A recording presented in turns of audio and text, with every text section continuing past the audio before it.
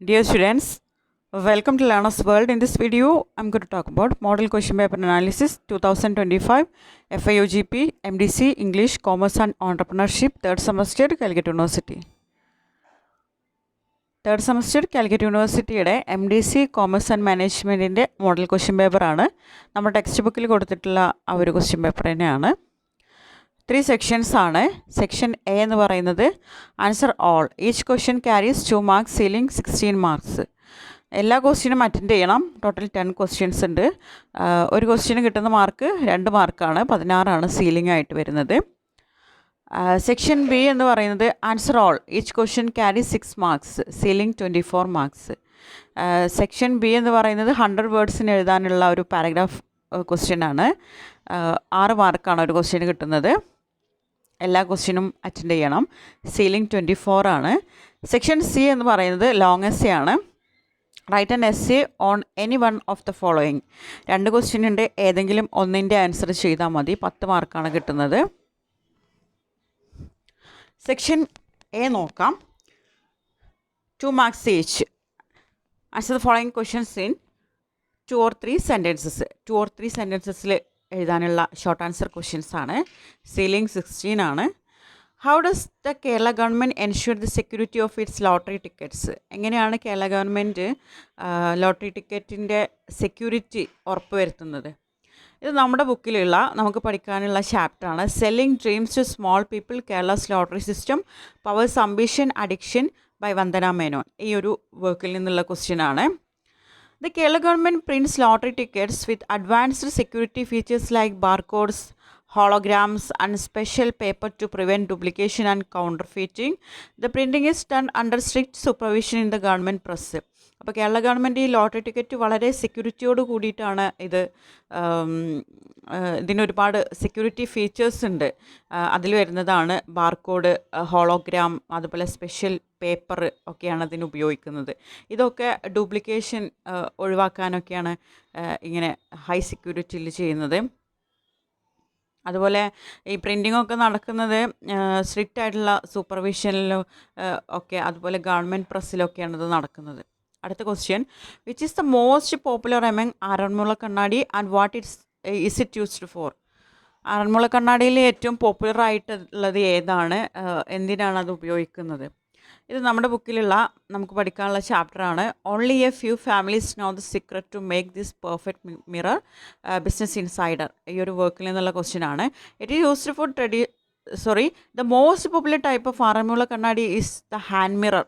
Hand മിററാണ് most popular ആയിട്ടുള്ള handmade ആയിട്ടുള്ള ആറന്മുള കണ്ണാടി എന്ന് പറയുന്നത്. It is used for traditional and auspicious occasions believe to bring prosperity and good fortune. അപ്പോൾ ഇത് ഉപയോഗിക്കുന്നത് പരമ്പരാഗതമായിട്ടുള്ള ഓസ്പീഷ്യസ് ആയിട്ടുള്ള ഒക്കേഷൻസ്, എന്തെങ്കിലും പ്രത്യേക സാഹചര്യങ്ങളിൽ മാത്രമാണ് ഇത് ഉപയോഗിക്കുന്നത്. അതായത് വിഷുക്കണിൻ്റെ കാണാൻ വേണ്ടിയിട്ട് ഒക്കെ ഒരു ആറന്മുള കണ്ണാടിയൊക്കെ വെക്കാറുണ്ട്. അതായത് ഇതിൻ്റെ ലക്ഷ്യം ഗുഡ് ഫോർച്യൂണാണ്. അതായത് ഭാവിയിൽ നല്ലൊരു നന്മ കൊണ്ടുവരും, അല്ലെങ്കിൽ ഒരു പ്രോസ്പെരിറ്റി, ഒരു ഐശ്വര്യം കൊണ്ടുവരും എന്നുള്ള ഒരു ഉദ്ദേശത്തോടു കൂടിയാണ് ഇങ്ങനെ ചെയ്യുന്നത്. How is Kudumbashree contributing to the health sector of Kerala? കേരളത്തിലെ ഹെൽത്ത് സെക്ടറിൽ കുടുംബശ്രീയുടെ സംഭാവനകൾ എങ്ങനെയാണ്? ഇത് micro entrepreneurship programmes Kudumbashree official. ഈ ഒരു വർക്കിൽ നിന്നുള്ള ക്വസ്റ്റ്യനാണ് നമുക്ക് പഠിക്കാനുള്ള. Kudumbashree womens group run community kitchens, health awareness campaigns and nutritious programmes. They assist in sanitation drives and help deliver health care service at the grassroots level. Kudumbashree ഒരു സ്ത്രീകളുടെ കൂട്ടായ്മയാണ്. Community kitchen, health awareness campaigns, nutrition programmes, ഇതൊക്കെ വളരെ ഭംഗിയായിട്ട് നടത്തുന്ന ഒരു group of വിമനാണ് Kudumbashree എന്ന് പറയുന്നത്. അവർ ഹെൽത്ത് കെയറിലൊക്കെ നല്ല ഹെൽപ്പാണ് ചെയ്യുന്നത്, health care സർവീസിലൊക്കെ.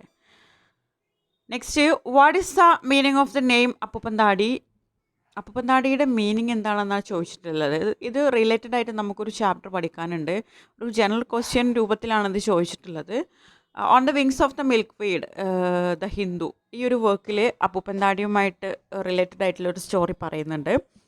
The word Appupandadi literally means grandfather's beard, referring to the soft white fluffy seeds of the milkweed plant that drift in the air. In the story, it symbolizes childhood innocence, freedom and simplicity. capturing the beauty of small joys in nature that people often overlook in their busy life. ഈ അപ്പൂപ്പൻ താടി എന്ന് പറഞ്ഞാൽ അതിൻ്റെ literal meaning ആണ് grand fathers Bede എന്ന് പറയുന്നത്. അതായത് ഒരു നരച്ച താടി പോലെയാണല്ലോ അപ്പൂപ്പൻ താടി എന്ന് പറയുന്നത്. പക്ഷെ നമുക്ക് പഠിക്കാനുള്ള ഈ ഒരു ചാപ്റ്ററിൽ only the wings of the milk word എന്നുള്ള ഈ ഒരു ചാപ്റ്ററിൽ അപ്പൂപ്പൻ താടി സിംബലൈസ് ചെയ്യുന്നത് ചൈൽഡ്ഹുഡ് ഇന്നസെൻസ്, ഫ്രീഡം, സിംപ്ലിസിറ്റി ഒക്കെയാണ്. അതുപോലെ നമ്മൾ ഈ ഒരു ബിസി ലൈഫിൽ നമ്മളിങ്ങനെ പാറി പറന്ന് എല്ലാം എക്സ്പ്ലോർ ചെയ്യണം എന്നുള്ളൊരു മീനിങ് കൂടി ഉണ്ട്. അപ്പൂപ്പൻ താടി എന്ന് പറയുന്നത് എങ്ങനെയാണ്, ഇങ്ങനെ കാറ്റിൻ്റെ ഒഴുക്കിലിങ്ങനെ ഒഴുകിക്കൊണ്ടിരിക്കുന്ന ഒരു വസ്തുവാണ് അപ്പൂപ്പൻ താടി. അതുപോലെ ആയിരിക്കണം നമ്മുടെ ഈ ഒരു ബിസി ലൈഫിൽ നമ്മളിങ്ങനെ ഒഴുകിക്കൊണ്ടിരിക്കണം, അപ്പൂപ്പൻ താടി പോലെ എല്ലാ ലോകത്തും ഒഴുകിക്കൊണ്ടിരിക്കണം എന്നുള്ളൊരു മീനിങ് കൂടി ഇതിനുണ്ട്. How do the Sumerian records describe Kerala? Why? എങ്ങനെയാണ് സുമേറിയൻ റെക്കോർഡ്സിൽ കേരളത്തിനെ ഡിസ്ക്രൈബ് ചെയ്തിരിക്കുന്നത്, എന്തുകൊണ്ടാണത്? ഇത് Kerala maritime history in boom excerpt from amazing stories of Kerala maritime history by Deepa Thomas, ഈ ഒരു വർക്കിൽ നിന്നുള്ള ക്വസ്റ്റ്യനാണ്.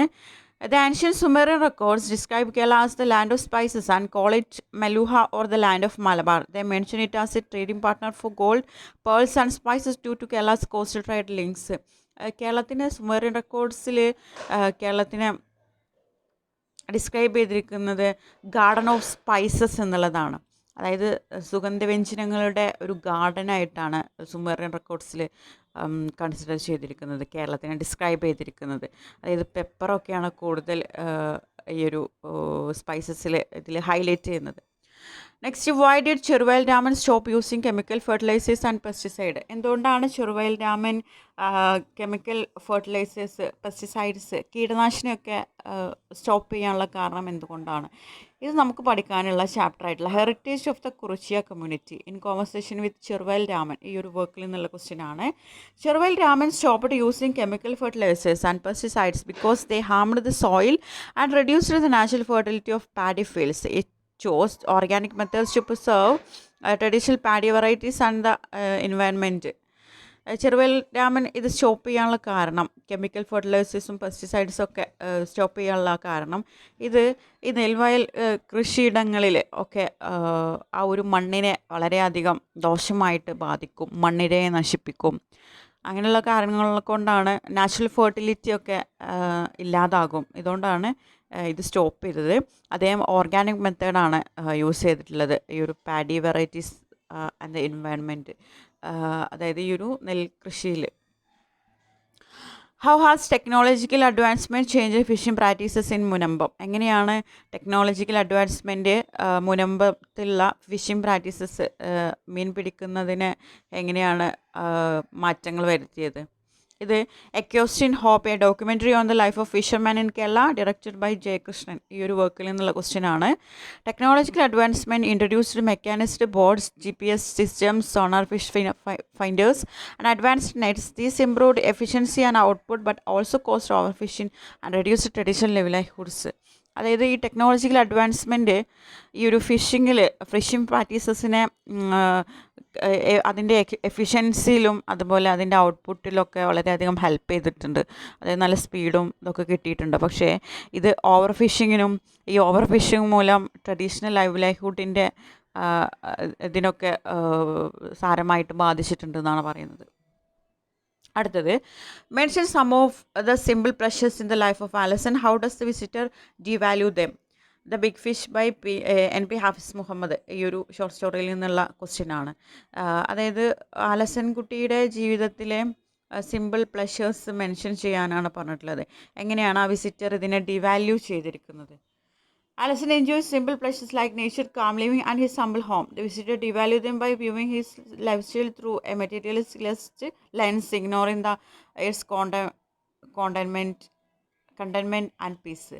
അതായത് ഇതിൽ അലസൻകുട്ടിയുടെ പ്ലഷേഴ്സിൽ വരുന്നതാണ് പ്രകൃതിയുമായിട്ട് ഇണങ്ങി ജീവിക്കുക, അതുപോലെ തൻ്റെ ഫിഷായിട്ടുള്ള സ്മോൾ ഫിഷസിനോട് സംസാരിക്കുക, അവർക്ക് ഫീഡ് ചെയ്യുക, ഇതൊക്കെ, അതുപോലെ ഒരു കാമായിട്ടുള്ള ലിവിങ്, ഇതൊക്കെയാണ് അദ്ദേഹത്തിൻ്റെ പ്ലഷർ മൊമെൻറ്റ്സ് എന്ന് പറയുന്നത്. ഇതിനെ വിസിറ്റർ ഡിവാല്യൂ ചെയ്തത് അദ്ദേഹം ഈ ഒരു ആലസൻകുട്ടിയുടെ ലൈഫ് സ്റ്റൈൽ ഒരു മെറ്റീരിയലിസ്റ്റിക് ലെൻസിലൂടെയാണ് നോക്കിയത്. അതുപോലെ അദ്ദേഹത്തിൻ്റെ സന്തോഷം, പീസ്, ഇതൊക്കെ ഇഗ്നോർ ചെയ്യുകയാണ് ചെയ്തിട്ടുണ്ടായിരുന്നത്. How has Malayalam film position themselves to attract audience from neighbouring states? എങ്ങനെയാണ് മലയാളം ഇൻഡസ്ട്രി, ഫിലിം ഇൻഡസ്ട്രി പുറത്തുള്ള നെയ്ബറിംഗ് സ്റ്റേറ്റ്സിലുള്ള ഓഡിയൻസിനെ എങ്ങനെയാണ് അട്രാക്ട് ചെയ്തത്? ഇത് നമുക്ക് പഠിക്കാനുള്ള medium budgets big ambitions why Malayalam cinema is dominating the box office by Rajesh Rajamani. ഈ ഒരു വർക്കിൽ നിന്നുള്ള ക്വസ്റ്റ്യൻ ആണ്.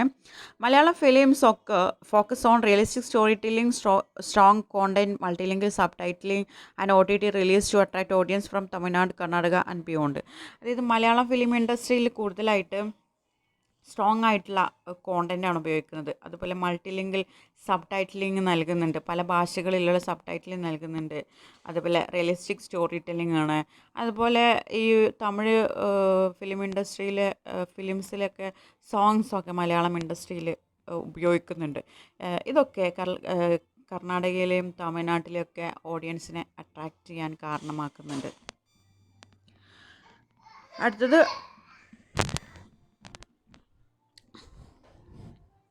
അടുത്തത് what role did vloggers in Naushad's early success?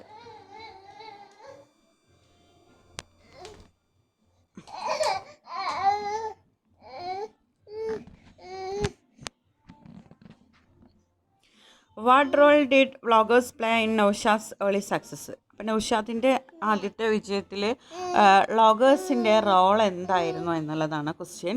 ഇത് നമുക്ക് പഠിക്കാനുള്ള ചാപ്റ്ററിൽ started with the capital of 150 rupees today this 16-year-old has A turn over of several lakhs. ഈ ഒരു വർക്കിൽ നിന്നുള്ള ക്വസ്റ്റ്യൻ ആണ്.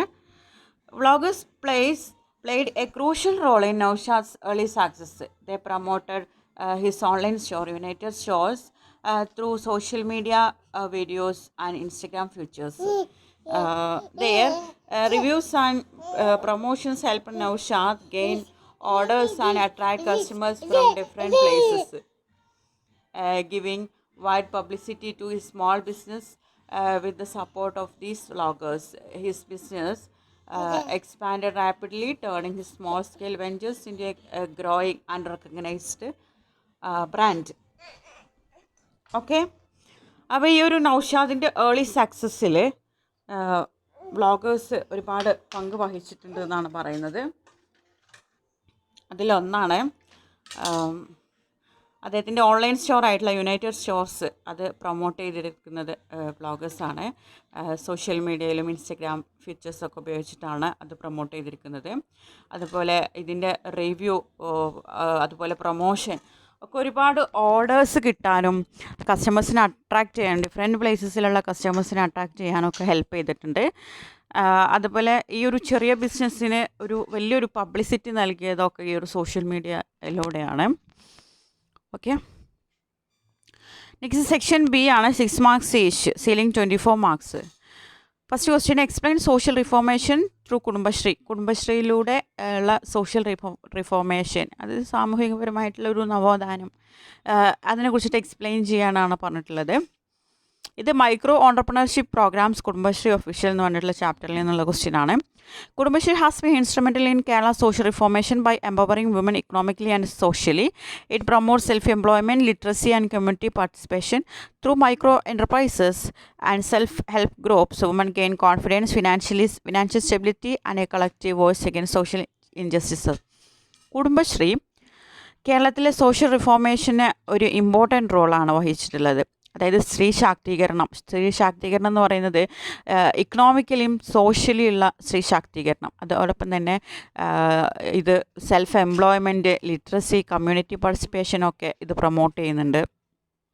അതായത് ഈ മൈക്രോ എൻ്റർപ്രൈസസിലൂടെ ഒരു സെൽഫ് ഹെൽപ്പ് ഗ്രൂപ്പ്സ് ഒരു വിമന് കോൺഫിഡൻസ് ഗെയിൻ ചെയ്യാൻ, ഒരു ഫിനാൻഷ്യൽ സ്റ്റെബിലിറ്റി ഒക്കെ അവർക്ക് കിട്ടുന്നുണ്ട്. അതോടൊപ്പം തന്നെ ഒരു കളക്റ്റീവ് വോയിസാണ് ഈ ഒരു കുടുംബശ്രീയിൽ നിന്ന് കിട്ടുന്നത്. അതായത് സോഷ്യൽ ഇൻജസ്റ്റിസ്, സോഷ്യൽ അനീതി, സമൂഹത്തിൽ അനീതികൾ നടന്നു കഴിഞ്ഞാൽ ഒരു കളക്റ്റീവ് വോയിസ് കുടുംബശ്രീയിലൂടെ കിട്ടുന്നുണ്ട്. അങ്ങനെ ഒരു സോഷ്യൽ റിഫോർമേഷൻ കേരളത്തിന് ഈ ഒരു കുടുംബശ്രീയിലൂടെ കിട്ടുന്നുണ്ട്. Next, discuss the role played by the geographical location of Kerala in inviting foreigners and how foreign cultures influenced local cultures. അതായത് കേരളത്തിൻ്റെ ജോഗ്രഫിക്കൽ ലൊക്കേഷൻ അതായത് ഫോറിനേഴ്സിനെ അട്രാക്റ്റ് ചെയ്യുന്നുണ്ട്. അവരെ ഇൻവൈറ്റ് ചെയ്യുന്നുണ്ട്. അവരെങ്ങനെയാണ് ഫോറിൻ കൾച്ചർ എങ്ങനെയാണ് ലോക്കൽ കൾച്ചറുമായിട്ട് ഇൻഫ്ലുവൻസ്ഡ് ആകുന്നത് എന്നുള്ളതാണ്.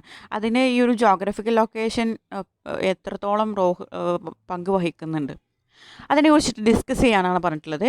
Kerala's long coastline and monsoon winds made it a major hub for ancient sea trade. Arabs, Chinese, Jews and European came for spices and settled here. This contact influenced Kerala's language, cuisine, architecture, religion and festivals, resulting in a rich blend of native and foreign cultures. അതായത് ഈ Kerala geographical location ഫോറിനേഴ്സിനെ attract ചെയ്യുന്നുണ്ട്. അവർക്ക് ഈ ഒരു culture foreign കൾച്ചറുമായിട്ട് blend ആക്കാൻ കഴിയുന്നുണ്ട്. അതിനുള്ള കാരണം കേരളത്തിലെ cost line and monsoon winds ആണ്. അതായത് ഒരുപാട് കേരളത്തിൻ്റെ ഈ തീരദേശ പ്രദേശങ്ങളിലൂടെ ഒരുപാട് കച്ചവടം നടക്കുന്നുണ്ട്. കച്ചവട മാർഗം ആണ് ഈ ഒരു കേരളത്തിൻ്റെ ഈ ഒരു കോസ്റ്റ് ലൈൻ എന്ന് പറയുന്നത്.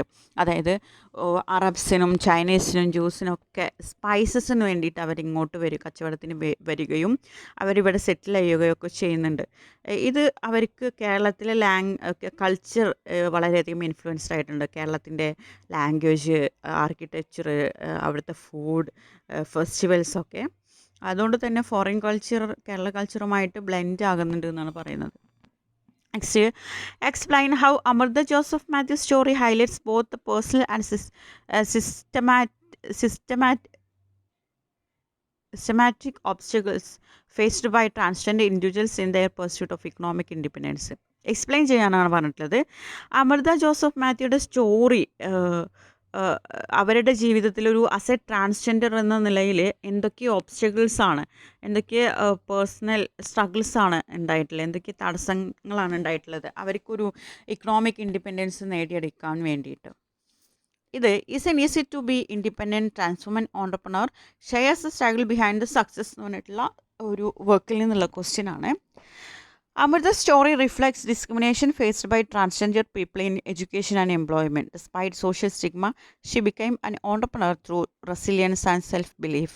Her journey shows how social exclusion and lack of opportunities hinder economic independence, but also how empowerment and acceptance can lead to success.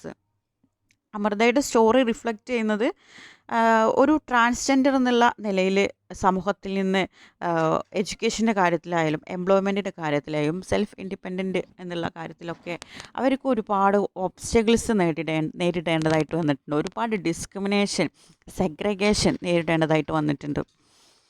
പക്ഷെ എങ്ങനെയൊക്കെ ആണെങ്കിലും അവരുടെ ആ ഒരു റെസിലിയൻസ്, അതുപോലെ അവരുടെ സെൽഫ് ബിലീഫ് ഒക്കെ വെച്ചിട്ട് അവർ ഒരു സ്മോൾ ഓണ്ടർപ്രണറായിട്ട് മാറിയിട്ടുണ്ട്. ഒരു എക്കണോമിക്കലി ഇൻഡിപെൻഡൻ്റ് ആയിട്ട് മാറി എന്നാണ് പറയുന്നത്. Next, trace the entrepreneurial journey of Muhammad Anfal Naushad from his early beginning to his current success. Muhammad Anfal നൗഷാദിൻ്റെ ഓണ്ടർപ്രണറിയൽ ജേർണി കണ്ടെത്താനാണ് പറഞ്ഞിട്ടുള്ളത്. അതായത് അതെങ്ങനെയായിരുന്നു എന്ന് എക്സ്പ്ലെയിൻ ചെയ്യാനാണ് പറഞ്ഞിട്ടുള്ളത്. അവരുടെ ഏർലി ബിഗിനിങ് തൊട്ട് കറണ്ട് സക്സസ് വരെ, ഇന്ന് വിജയിച്ച് നിൽക്കുന്ന ആ ഒരു നിമിഷം വരെ എങ്ങനെയായിരുന്നു.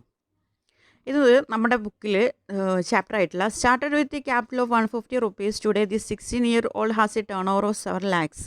ഈ ഒരു വർക്കിൽ നിന്നുള്ള ക്വസ്റ്റ്യൻ ആണ്. Muhammad Anfal Naushad began his entrepreneurial journey at the age of 14 with just rupees 150 as his capital.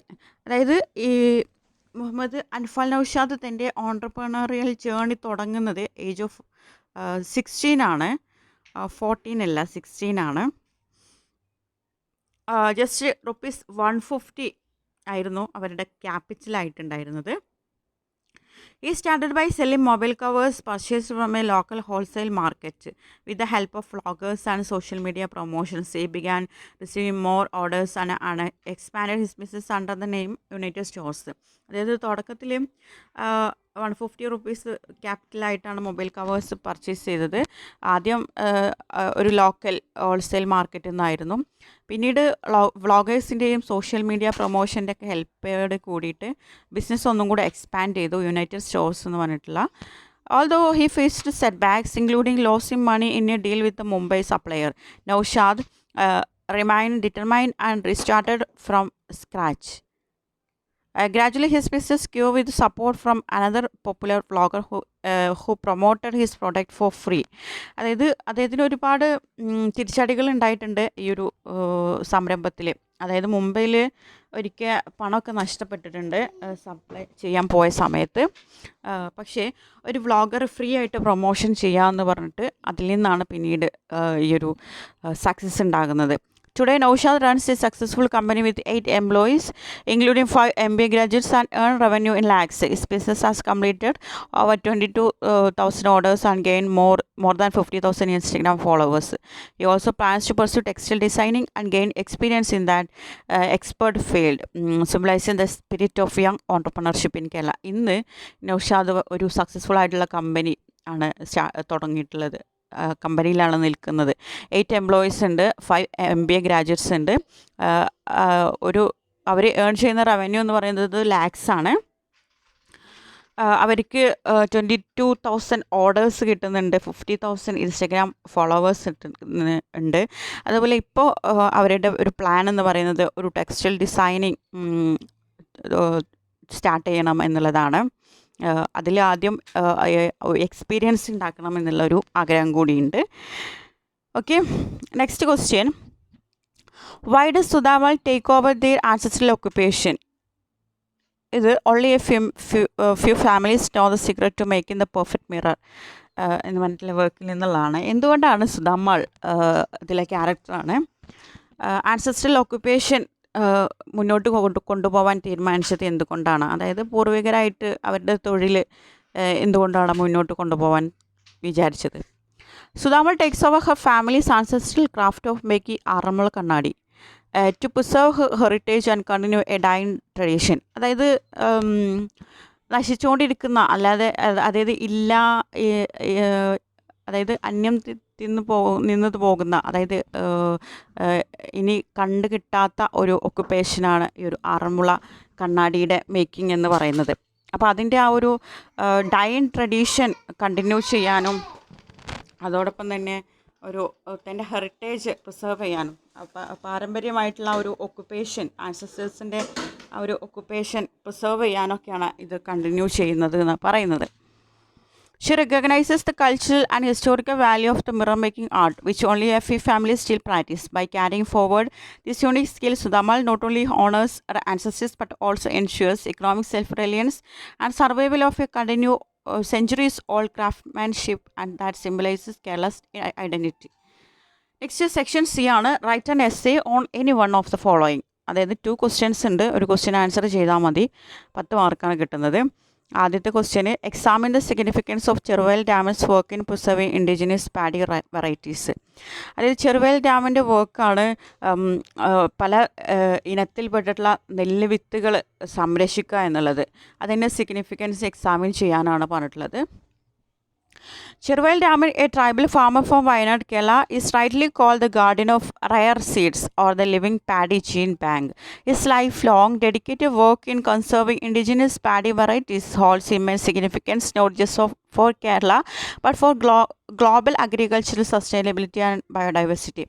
Cheruvayal Daman എന്ന് പറയുന്നത് ഒരു ട്രൈബൽ ഫാമറാണ് വയനാട്ടിലുള്ള. അദ്ദേഹത്തിനെ വിളിക്കുന്നത് തന്നെ guardian of rare seeds or living paddy gene bank. അതായത് അദ്ദേഹത്തിൻ്റെ ജീവിതത്തിലുടനീളം അവർ പാഡി വെറൈറ്റീസ്, അതായത് പലതരത്തിലുള്ള നെല്ലിൻ്റെ വിത്തിനങ്ങൾ ശേഖരിക്കുകയും അതിനെ സംരക്ഷിക്കുകയും ചെയ്യുന്ന ഒരു വ്യക്തിയാണ് ചെറുവയൽ രാമൻ എന്ന് പറയുന്നത്. The primary significance of Raman's work is the conservation of genetic resources. While the Green Revolution led to the dominance of a few high-yielding hybrid varieties, thousands of native rice strains were lost. Raman has meticulously conserved over 55 indigenous rice varieties on a small farm. അദ്ദേഹത്തിൻ്റെ അടുത്ത് 55 indigenous rice varieties ഉണ്ട്. അതായത് പലതരത്തിലുള്ള ഏകദേശം 55 varieties of paddy seeds, നെല്ലിൻ്റെ വിത്തിനങ്ങൾ ഉണ്ട് എന്നാണ് പറയുന്നത്. Raman's farming philosophy directly challenges modern industrial agriculture. He is a steadfast proponent of sustainable cultivation and organic farming methods. ഇത് രാമൻ്റെ ഫാമിംഗ് ഫിലോസഫി എന്ന് പറയുന്നത് അദ്ദേഹം പൂർണ്ണമായിട്ടും പെസ്റ്റിസൈഡ്സിനെ അവോയ്ഡ് ചെയ്തുകൊണ്ട് ഒരു ഓർഗാനിക് ഫാമിംഗ് മെത്തേഡാണ് അദ്ദേഹം ഫോളോ ചെയ്യുന്നത്. He stopped using chemical fertilizers and pesticides after observing their detrimental effects on soil quality and earthworms. His practice proves that rice can be successfully cultivated using only traditional organic and earth-friendly techniques. അദ്ദേഹം പാടെ ഈ ഒരു കീടനാശിനിയുടെ ഉപയോഗം പാടെ ഒഴിവാക്കിയിട്ടുണ്ട്. അതായത് ഈ മണ്ണിനെ നശിപ്പിക്കും, അതുപോലെ മണ്ണിൻ്റെ ഫലഭൂഷ്ടിയെ നശിപ്പിക്കും എന്നുള്ളതുകൊണ്ട് തന്നെ അദ്ദേഹം ഒരു ഓർഗാനിക് മെത്തേഡാണ് അദ്ദേഹം ഉപയോഗിച്ചിട്ടുള്ളത്. His work preserve not just the seeds but the entire age-old knowledge system of cultivation practiced by the Adivasis tribal communities of Wayanad, which is essential for low-impact, ecologically balanced farming.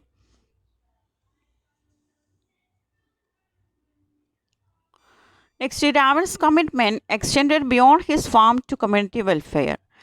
He freely distributed the indigenous seed to fellow farmers, setting the sole condition that they return the same quantity after the harvest. This fosters a community-driven conservation model that encourages traditional farming practices without commercializing the seeds.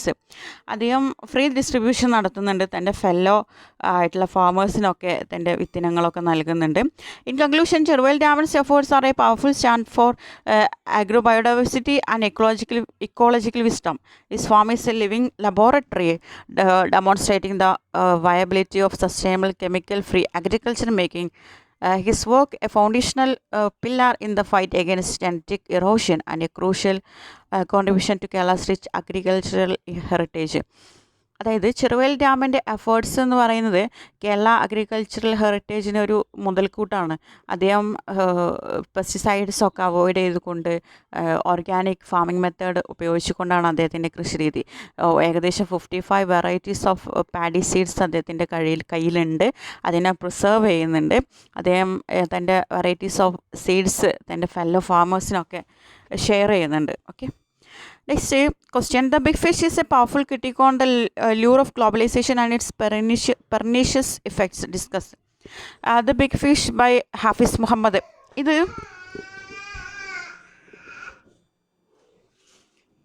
ഇത് globalisation, ആഗോളവൽക്കരണത്തിൻ്റെ ഒരു അട്രാക്ഷനാണ് ഈ ഒരു big fish എന്ന് പറഞ്ഞിട്ടുള്ള ഈ ഒരു chapter.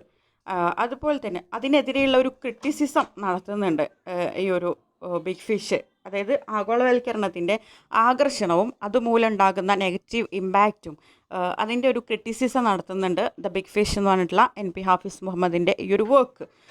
അതിനെക്കുറിച്ചിട്ട് discuss ചെയ്യാനാണ് പറഞ്ഞിട്ടുള്ളത്. Hafiz Muhammad's short story, The Big Fish, serves as a sharp critique of globalization and its destructive influence on the traditional ways of life.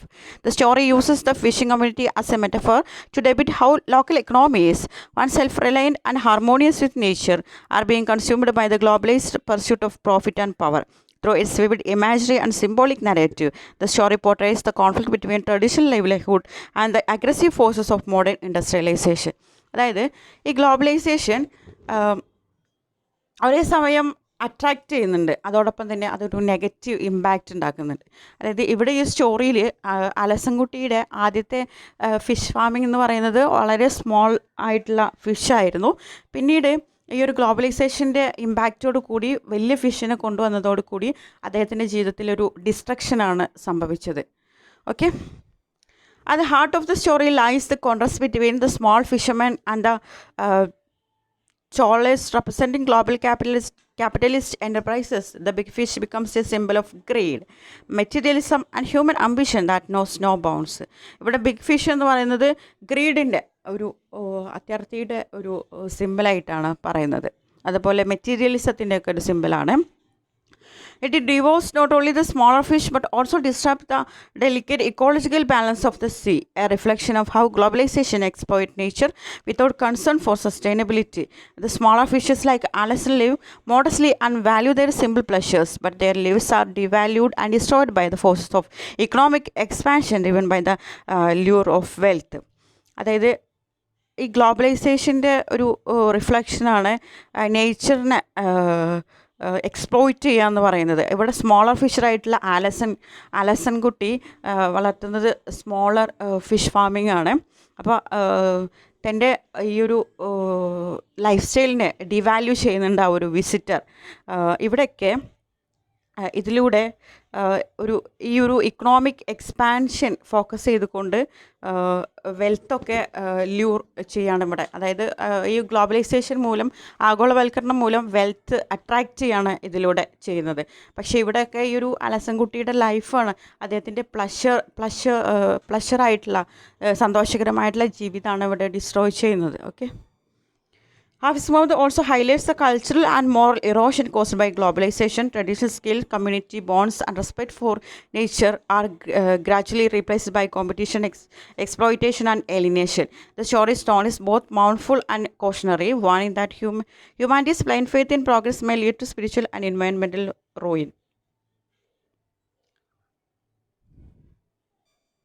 Ultimately, the big fish exposes globalization as a deceptive force, one that promises prosperity but brings inequality, ecological degradation, and loss of identity. Through this allegory, Hafiz Mohammed calls for a return to balance, where human needs and nature coexist in harmony. The story stands as a reminder that true progress must be ethical, sustainable, and inclusive, respecting both people and the planet.